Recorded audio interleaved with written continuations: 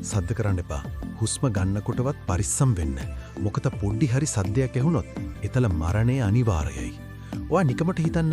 ඔයාගේ අතින් වීදුරුවක් බිම වැටුනොත්, එහෙම නැත්නම් ඔයාට නොදැනුවත්වම කිවිසුමක් ගියොත්, තත්පර ගාණක් ඇතුළත ඔයාගේ ජීවිතේ ඉවර වෙනව නම් ඒක කොයි වගේ අත්දැකීමක් වෙයිද? අද මම ඔයාලට කෙනාවේ ලෝක සිනමාවම උඩු යටිකුරු කරපු, බලන අපිව බයෙන් හිරිවට්ටපු සුපිරිම චිත්‍රපටියක් ගැන විස්තරයක්. මේක නිකම්ම හොරර් ෆිල්ම් එකක් නෙවෙයි.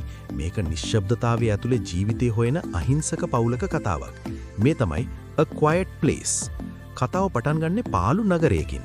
හැමතැනම දූවිලි බැඳිලා, කඩසාප්පුවල බඩුමුට්ටු එහෙමම තියෙනවා. හැබැයි මිනිස්සෙක් හොයාගන්න නැහැ. පාරවල් පුරාවටම කවුරු හරි පත්තර කෑලි වගේක් අලවලා තියෙනවා.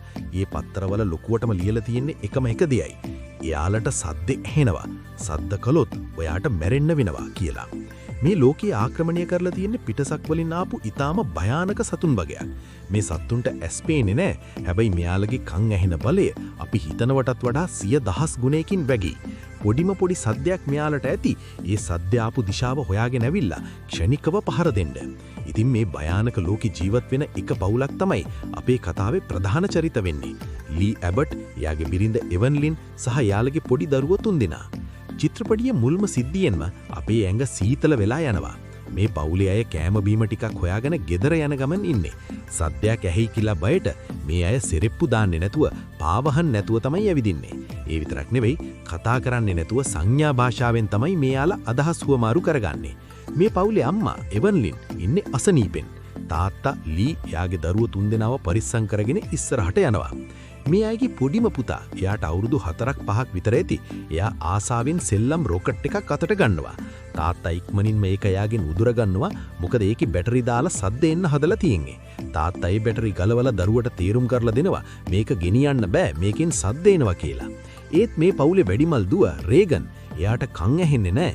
එයාට මේ අනතුරේ බරපතලකම තේරෙන්නේ නැති නිසා එයා තාත්තට හොරෙන් අර පොඩි මල්ලිගේ අතට සෙල්ලම් රොකට් එක ආයෙමත් දෙනවා. දැන් මේ කට්ටිය ලොකු පාලමක් උඩින් යනවා. පරිසරයේම හරිම නිස්කලංකයි. එකපාරටම කාටත් නොදෙනෙන්න අර පොඩි දරුවා අර සෙල්ලම් රොකට් එකේ ස්විච් එක දානවා. මුළු පලාතම දෙවනත් කරගෙන ඒ රොකට් එකෙන් ටී ටී ගාලා සද්දයක් එනවා. ඒ සද්දෙත් එක්කම තාත්තා පස්ස හැරිලා බලනකොට එයා දකින්නේ එයාගේ ජීවිතේ කවදාවත් දකින්න අකමැති වුණු දර්ශනයක්. කැලේ ඇතුළේ ඉඳන් අකුණු ගහනවා වගේ වේගෙන් එන යෝධ සතෙක් අර පොඩි දරුවාව ඩැහැගෙන යනවා. තාත්තා දුවගෙන ගියත් එයාට එයාගේ පුතාව බේරගන්න ලැබෙන්නේ නැහැ. තත්පර ගාණක් ඇතුළත ඒ චූටි පුතාගේ ජීවිතේ ඉවර වෙලවා. මුළු පවුලම අසරණ වෙලා කෑ ගහලා අඬන්නවත් බැරුව ගල් ගැහිලා බලන් ඉන්නවා. අන්න එතනින් තමයි මේ කතාවේ නියම ත්‍රාසය පටන් ගන්නෙ. මේ සිද්ධිය වෙලා අවුරුද්දකට විතර පස්සේ මේ පවුල ජීවත් වෙන විදිහ අපිට දකින්න ලැබෙනවා. යාලා කැලේ මැද්දේ තියෙන ගෙදරක ජීවත් වෙන්නේ. මේ ගෙදර යාලා හරිම අපූර්වට සද්දි පිට නොවෙන්න හදාගෙන තිනවා. ගේ බිම ලෑලි වලට උඩින් වැලිය අතුරලා තියෙන්නේ අඩි තියෙනකොට සද්ද ඇහෙන්නේ නැති වෙන්න. කෑම කන පිංගන් පවා හදලා තියෙන්නේ කොළ වර්ග වලින්. හැමදේම කරන්නේ හරිම පරිස්සමෙන්. තාත්තා ලී හැම වෙලාවෙම උත්සාහ කරන්නේ කොහොම හරි රේඩියෝ සිග්නල් හරහා ලෝකේ වෙන කොහේ හරි ජීවත් වෙන මිනිස්සු ඉන්නවද කියලා හොයන්න. ඒ වගේම එයාගේ කන් ඇහෙන්නේ නැති දුවට උදව් වෙන්න එයා අලුත් ශ්‍රවණාධාරකයක් හදන්නත් මහන්සි වෙනවා. හැබැයි දුවේ ඉන්නේ ලොකු දුකකින්. එයා හිතාගෙන ඉන්නේ එයාගේ පොඩි මල්ලි මැරුණේ එයා නිසා කියලා. ඒ වගේම තාත්තා Tamanට ආදරේ නැහැ කියලා එයා වැරදියට තේරුම් ගන්න ඉන්නේ. මේ අතරේ අපිට දකින්න ලැබෙනවා තවත් විශේෂ දෙයක්. අර අම්මා එවන්ලින් දැන් ගැබිනියක් විදිහට. ඔයාට හිතාගන්න පුරුවන්ද මේ වගේ සද්දයක් දාන්න තහනම් ලෝකෙක අම්ම කෙනෙක්ට දරුවෙක්ව ප්‍රසූත කරන්නේ කොහොමද? දරුවෙක් හම්බ වෙනකොට අම්ම කෙනෙක්ට කොච්චර වේදනාවක් එනවද? එතකොට ඒ අම්මා කෑ ගහන්නේ නැතුව කොහොමද මේ වේදනාව දරාගන්නේ? ඊටත් වඩා භයානකම දේ ඉපදුණු ගමන් අලුත් උපනු බබා අනිවාර්යෙන්ම අඬනවා. ඉතින් බබාගේ ඇඬිල්ල සත්තුන්ට ඇහුනොත් මුළු පවුලම ඉවරයි. තාත්තා මේකටත් විසඳුමක් ලෑස්ති කරනවා.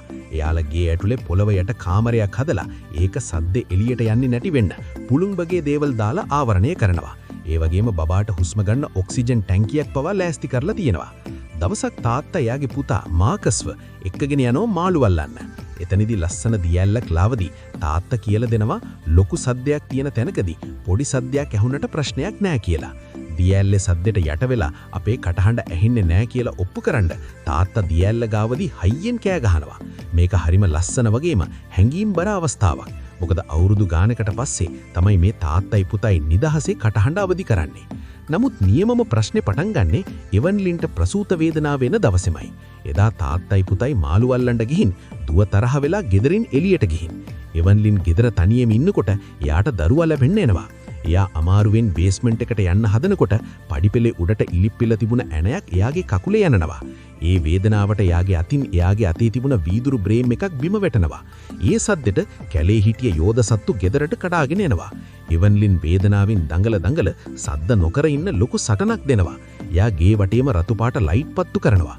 ඒක තමයි එයාලගේ අනතුරු වැළවීමේ සංඥාව. මේ රතු එළිය දකින තාත්තා පුතාවත් ඇදගෙන ගෙදර දුවගෙන එනවා. මේ වෙලාවේ එවන්ලින් බාත් ටබ් එකක් ඇතුළට බැහැලා ලේ විලක් මැද දරුවා ප්‍රසූත කරන්න හදනවා. එක යෝධ සතෙක් එයා ඉන්න තැනටම එනවා.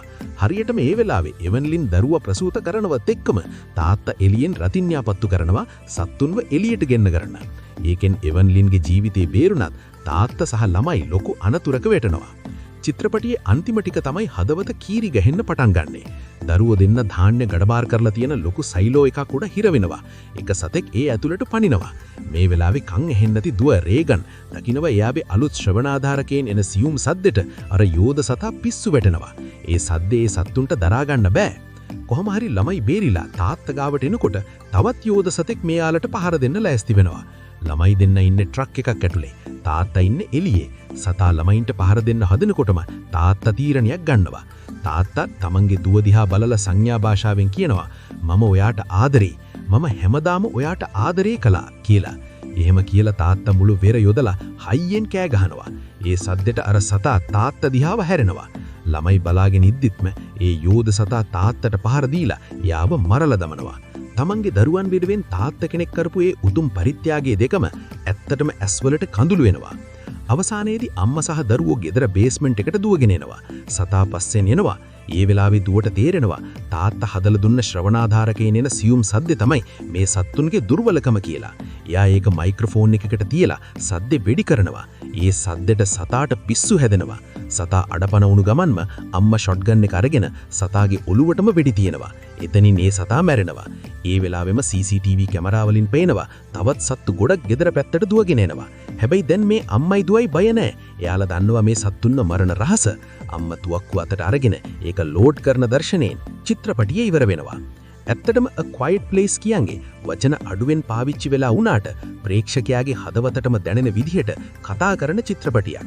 බය, ත්‍රාසය වගේම පවුලක තියෙන බැඳීම, දෙමව්පියන්ගේ ආදරය මේ හැමදේම මේක තියෙනවා. තාත්තා කෙනෙක් තමන්ගේ දරුවන් වෙනුවෙන් ජීවිතේ උනත් දෙන්න ලෑස්ති කියන පණිවිඩය මේ ෆිල්ම් එකෙන් අපිට දෙනවා. ඉතින් ඔයාලා තාම මේ චිත්‍රපටිය බලලා නැත්නම් අනිවාර්යයෙන්ම බලන්න. මේ වගේම තවත් සුපිරිම චිත්‍රපට විස්තර සිංහලෙන් අහන්න දිගටම අපිත් එක්ක රැඳී ඉන්න. අමතක නොකර අපේ channel එක subscribe කරන්න. ඒ වගේම මේ වීඩියෝ එකට like එකක් දාලා ඔයාලගේ අදහස් පහලින් comment කරන්න. ඊළඟට ඔයාලට දැනගන්න ඕනේ ෆිල්ම් එකත් comment කරන්න. එහෙනම් තවත් වීඩියෝ එකකින් හමු වෙමු.